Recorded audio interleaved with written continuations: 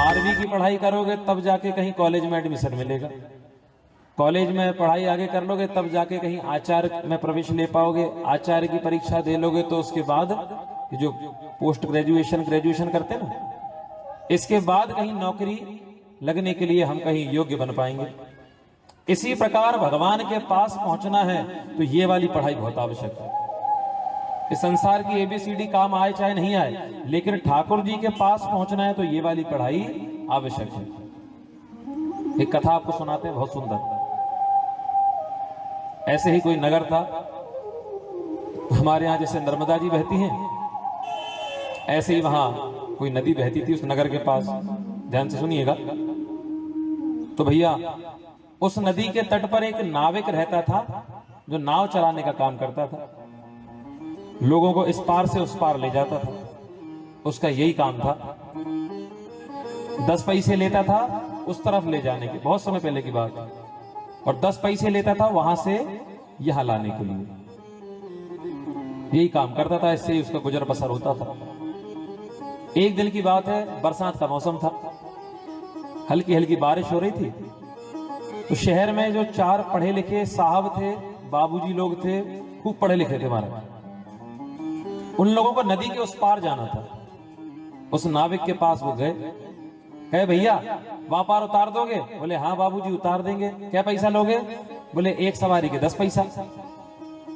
ठीक है, बात तय हो गई। चारों नाव में बैठ गए, नाविक भी नाव में बैठा और धीरे धीरे नाव को खेने लगा। धीरे धीरे नाव आगे बढ़ी। अब नदी जो थी वो काफी लंबी थी, पहुंचने में घंटा आध घंटा लगने वाले थे। तो यहां पर वो चारों बाबूजी लोग उस नाव वाले से, नाव चलाने वाले से बात करने लगे कि चलो इतनी देर बैठे हैं नाव में, इससे बातचीत ही कर लें, कुछ पूछ लें। तो उन्होंने उससे प्रश्न किया नाविक से। एक बाबूजी ने, जो पढ़े लिखे थे ना चारों में से, एक ने पूछा, क्यों भैया कहां तक पढ़े लिखे हो? तो नाविक कुछ नहीं बोला, नाव चला रहा था। फिर उसने कहा भैया सुना नहीं तुमने? हाँ बाबूजी कहिए। बोले कहां तक पढ़े लिखे हो? बाबूजी अपने राम तो अनपढ़ हैं, अंगूठा टेक है, बिल्कुल नहीं पढ़े, एक अक्षर नहीं पढ़े, कुछ नहीं पढ़े। बोले कुछ नहीं पढ़े, आज तक कभी विद्यालय गई नहीं, नाव चलाने वाले हैं, हम कुछ पढ़े लिखे हैं ही नहीं। अरे बाबूजी ने कहा बिल्कुल नहीं पढ़े। अरे बोले बिल्कुल नहीं पढ़े।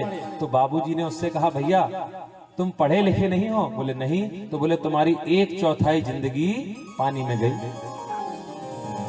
पढ़े, जिसने पढ़ाई लिखाई नहीं की, बोले वो संसार में कैसे रह सकता है? पढ़ना लिखना तो आवश्यक है।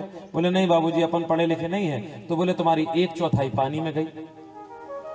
हाँ बाबूजी। दूसरे बाबूजी ने उससे पूछा भैया अच्छा पढ़े लिखे नहीं हो तो अंग्रेजी समझ लेते हो क्या?